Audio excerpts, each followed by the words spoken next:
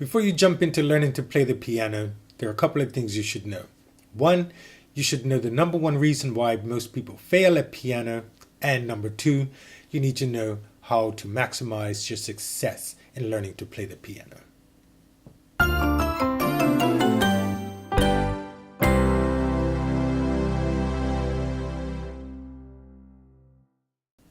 Hi everybody, CJ here. When it comes to learning to play the piano, there's one way to success and there's one way to failure. That's it. The way to failure is unmanaged expectations. We all have expectations, even if we're not aware of them. And sometimes our unconscious expectations can actually sabotage us and set us up for failure. So it's great if we can bring these to the front and become aware of them. And our key to success, well, first of all, let's define success. Success is a transformation. The transformation from where you are now musically to where you want to be musically, where you see yourself and reaching your full musical potential.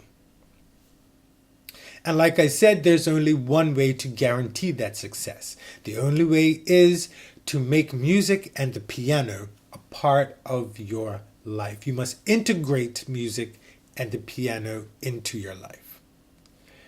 So how is that done? How do you integrate music and piano into your life to bring about the transformation that you really want?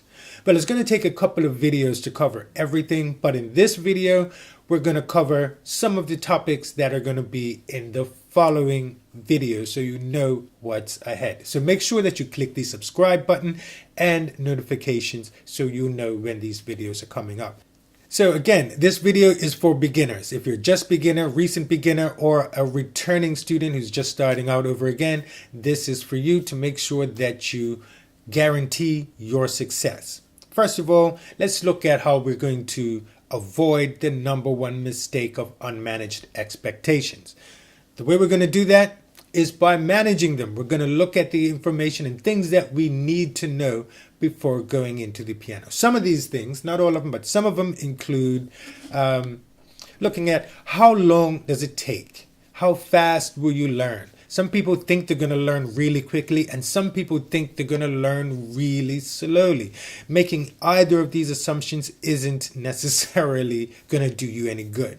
Anyway, there are other ones like how difficult it may be to learn music theory versus what it takes to practice. What is practice? How to do it correctly, how to make sure that it's not a chore, how to set up your time and your schedule, because nobody has time to practice. You have to make time to practice. And those who don't, or don't expect that they will have to, that's setting yourself up for failure if you don't recognize that you must make the time. Anyway, we're going to get into detail about it later. There are other things. For example, assimilation, looking at the learning process, because when you start practicing, you want to see results right away, but sometimes it takes time to assimilate the information to be able to start using it in a practical way. And we'll go into lots more detail about how the brain works and how that process actually takes place. There are other myths like about age. For example, saying that children learn faster because of this, that, and the other, and adults learn slowly because of this, that, and the other. But you've got to understand how the human brain works and how we can actually maximize your adult brain, and actually how you have an advantage as an adult learner. There are advantages, distinct advantages to being an adult learner. We'll cover those as well. Also related to the process of learning is understanding that when you start out, sometimes it seems really fast. You're taking up a lot of information really fast, and then all of a sudden, bam, you hit a wall. Or it's like you're on a plateau where you're not making progress. You were making so much progress, and now you're not making progress. How do you get past that? What is that? That is normal. That's one of the things you want to be expecting in your learning.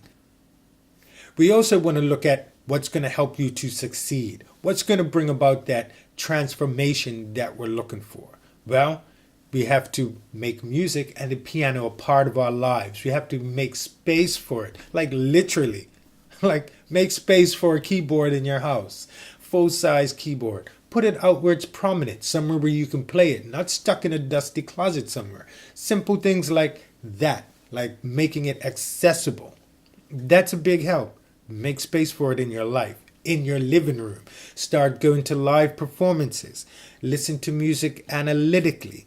Well, we'll get into more detail about how to listen analytically. We're also going to look at your role as a learner, how to be proactive in your learning and how to accelerate your learning. You are the number one, you are the primary driver in your music education. Whether you're a self-learner or even if you have a teacher, and we will also look at how to choose a teacher and the role of the teacher. Your role as a learner versus the teacher. The teacher is just a guide. You need to take the initiative, and I'll talk more about that in detailed steps of what you can do. And whether or not you have a teacher, you've got to be able to set goals. Set goals appropriate to where you are and appropriate to the transformation that you want to see occur. So we'll look at how to set goals properly, manageable goals. After this video series, you will be prepared to take lessons and progress confidently, as well as be able to bring about the transformation that you deserve. If you have any questions at all, let me know in the comments below, or you can let me know in my Facebook group, Aspiring Musicians. Thanks for your time. I'll see you in the next video.